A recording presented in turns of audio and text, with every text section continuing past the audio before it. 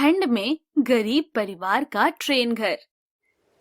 माँ, माँ, ठंड से जान निकली जा रही है, कुछ करो ना माँ। माँ, मेरे तो हाथ पांव सुन्न पड़ रहे हैं। तुम रो मत मेरी बच्चियों, मैं कुछ करती हूँ। ये कहकर सुधा इधर उधर देखती है तो उसे कुछ दूरी पर एक पुरानी ट्रेन खड़ी दिखाई देती है। उधर देखो, चलो बेटा, उस पुरानी ट्रेन में जाते हैं, आज से वही हमारा घर होगा। सावित्री के बेटे अतुल की शादी कई साल पहले सुधा से हुई थी। सुधा ने 2 बेटियों आशा और निशा को जन्म दिया था। सुधा अपनी बेटियों को देखकर बहुत खुश रहती थी, मगर उसकी सास और पति उसकी दोनों बेटियों को देख हमेशा कुढ़ते रहते थे। फूटे भाग हमारे, करमजली ने 2 लड़कियां पैदा की है। इससे लड़का पैदा करने की तो उम्मीद ही मत रखो माँ। लड़कियां पैदा होती है तो इसमें मेरा क्या कसूर है? भगवान ने ही लड़कियां दी है तो इसमें मैं क्या करूं? चुप कर, जबान मत लड़ा, एक लड़का पैदा नहीं कर सकती क्या? कुछ दिन बाद सुधा फिर से गर्भवती होती है। सर्दी का मौसम चल रहा था और कड़ाके की ठंड पड़ रही थी। ऐसी भयंकर ठंड में बेचारी आशा और निशा फटे पुराने फ्रॉक पहने घूमती थी। दोनों बहनें सर्दी में कांपती रहती थी। इसलिए एक दिन वो सुधा से कहती है, माँ, मुझे गर्म स्वेटर चाहिए, मुझसे सर्दी सहन नहीं होती। मुझे भी बहुत ठंड लगती है माँ, मेरे लिए भी एक स्वेटर मंगा दो ना। तुम चिंता ना करो बेटा, मैं आज ही तुम्हारी दादी से कहकर तुम दोनों के लिए स्वेटर मंगवा देती हूँ। सुधा डरते डरते अपनी सास से आशा और निशा के लिए गरम स्वेटर लाने की बात कहती है, मगर ये सुनते ही सावित्री अचानक से भड़क उठती है। लड़कियां ही तो हैं, लड़के थोड़े ना हैं जो उन्हें सर्दी से बचाने के लिए गरम स्वेटर पहनाऊं। मैं तो कहूँ सर्दी से मर जाए तो ही अच्छा है, सिर से बला टले। माँ जी, आप ये कैसी बातें कर रही हैं? मैं माँ हूँ उनकी। माँ है तो फिर खुद ही स्वेटर खरीद कर पहना दे इन्हें, मैं तो इन पर एक ढेला खर्च ना करूँ। हाँ। सावित्री की ऐसी जली कटी बातें सुनकर सुधा और उसकी बेटियां खामोश होकर रह जाती है। बड़ी बेटी आशा कहती है, माँ, इस बार लड़की को जन्म मत देना, लड़के को जन्म देना माँ। दीदी ठीक कहती है माँ, भैया आएंगे तो हो सकता है दादी हमें भी प्यार करने लगे। ये कहकर सुधा की दोनों बेटियां रोने लगती हैं और उनकी बातें सुनकर सुधा का भी कलेजा फटाता है। वो अपनी दोनों बेटियों को सीने से लगाते हुए कहती है, भगवान करे ऐसा ही हो मेरी बच्चियों, तुम्हें एक भाई मिल जाए। एक दिन निशा को अचानक सर्दी बुखार हो जाता है तो सुधा सावित्री से कहती है, माँ जी, निशा को बहुत तेज बुखार है, उसे दवा दिलानी है। तो मुझसे क्यों कह रही है? मैं क्या कोई वैद्य हूँ जो उसे दवा दे दूंगी? कुछ पैसे दे दीजिए ताकि मैं उसे दवा दिला लाऊं। मुझे क्या तू और तेरी बेटियां कमा कर देती है जो मैं पैसे दूं? पर इनके पिता तो कमा कर देते हैं ना, उनकी कमाई पर इनका भी तो कुछ हक होगा। ये सुनकर सावित्री आग बबूला हो जाती है और सुधा पर गुस्सा दिखाते हुए कहती है, वाह रे तेरी हिम्मत, अब तो तू हक की बातें भी करने लगी।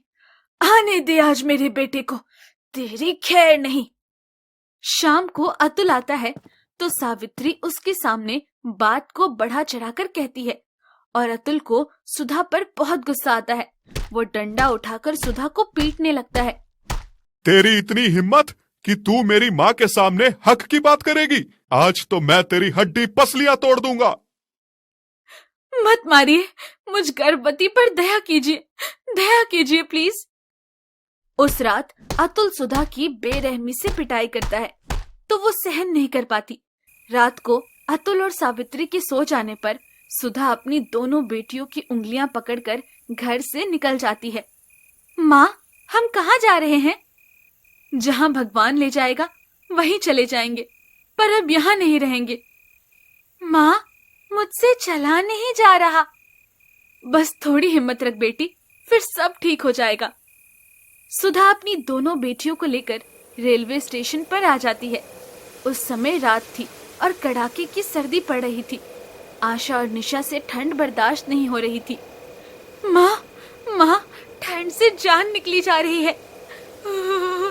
माँ, मेरे तो हाथ पैर सुन्न पड़ रहे हैं। तुम रो मत मेरी बच्चियों, मैं कुछ करती हूँ। ये कहकर सुधा इधर उधर देखती है तो उसे एक पुरानी ट्रेन खड़ी दिखाई देती है और वो अपने परिवार को लेकर उसमें घुस जाती है। उस दिन से वो ट्रेन ही उनका घर बन जाता है और माँ बेटियां ट्रेनों में भीख मांग कर गुजारा करने लगती है। बाबूजी, 5-10 रुपए दे दो। दे दो बाबू, हमको भी खाना मिल जाएगा। पता नहीं लोग बच्चे पैदा ही क्यों करते हैं। बेचारे बच्चों को भीख मांगकर पेट भरना पड़ता है। लो पैसे। कुछ दिन बाद सुधा को अचानक ही दर्द शुरू हो जाता है और वो ट्रेन के डब्बे में ही एक लड़के को जन्म देती है। माँ, भगवान ने हमें भैया दिया है। मेरा भाई बहुत प्यारा है। ये सुनकर सुधा रोने लगती है। पर तुम्हारे भाई ने आने में बहुत देर कर दी। काश कुछ पहले आ जाता तो ये दिन न देखने पड़ते। भीख मांगकर सुधा के परिवार को पेट भर खाना मिल जाता और वो ट्रेन के खाली डिब्बे में चैन से रहते। कुछ दिन बाद सर्दी बढ़ जाती है और एक दिन सुधा प्लेटफॉर्म पर भीख मांगने जाती है तो अचानक ही उसके बेटे की तबीयत बिगड़ जाती है। मुन्ना, मुन्ना, तुझे क्या हुआ बेटा? माँ, भैया तो कुछ बोल ही नहीं रहे। मुन्ना, मुन्ना को जरूर ठंड लग गई है बेटा, इसे तुरंत डॉक्टर के पास ले जाना होगा। सुधा अपनी दोनों बेटियों को साथ लेकर अस्पताल पहुंचती है तो डॉक्टर उसके बेटे की हालत देखकर कहता है, देखिए, बच्चों को निमोनिया हो गया है, इसलिए कुछ दिन अस्पताल में रखना पड़ेगा। उसके लिए बहुत खर्च आएगा। क्या पैसे हैं तुम्हारे पास? पैसे तो नहीं है, पर ये कहते कहते सुधा अपने कानों में पहनी सोने की बालियां निकालने लगती है। ये सोने की बालियां ले लीजिए, पर मेरे बच्चे की जान बचा दीजिए। रहने दे, बालियां मत निकाल। मैं इतना भी बेरहम नहीं कि एक मासूम बच्चे का इलाज करने के बदले उसकी माँ के गहने उतरवा लूं। बच्चा कई दिन अस्पताल में ही रहता है। सुधा बच्चे के साथ अस्पताल में रहती है और इसकी बेटियां ट्रेन में भीख मांगने चली जाती है। बाबू, 5-10 रुपए दे दो बाबू। अरे निशा बेटा, तुम भीख मांग रही हो? उस ट्रेन में अतुल सफर कर रहा था। निशा गलती से उससे भीख मांगती है तो वो निशा को भीख मांगते देख हैरान ही रह जाता है, पर निशा उसे देखते ही ट्रेन से नीचे उतरकर भाग लेती है। अतुल भी उसके पीछे पीछे भागता है और कुछ दूर जाकर उसे पकड़ लेता है। निशा, मैं तेरा पापा हूँ बेटा, मुझे पहचाना नहीं क्या? नहीं, आप मेरे पापा नहीं हैं। अतुल को जबरदस्ती निशा का पिता बनते देख वहाँ भीड़ जमा हो जाती है और लोग अतुल को बच्चा चोर समझ लेते हैं। आदमी तो ठीक ठाक दिखते हो, पर हो बच्चा चोर। बच्चों को उठाना चाहता है कमबख्त, शर्म नहीं आती? मैं तो कहता हूँ इसे पकड़कर पुलिस के हवाले कर दो। भाइयों, मेरा यकीन करो, मैं इसका पिता हूँ, मैं बच्चा चुराने वाला नहीं हूँ। हम कैसे मान लें कि तुम इसके पिता ही हो, हैं? वो आदमी ये कह ही रहा होता है कि तभी आशा भी वहाँ आ जाती है। ये हमारे पापा हैं, इन्हें छोड़ दो। आशा बेटी, शुक्र है भगवान का तुम समय पर आ गई। अब तो तुम सब मान गए हो ना कि मैं इनका पिता हूँ। अब चलो यहाँ से।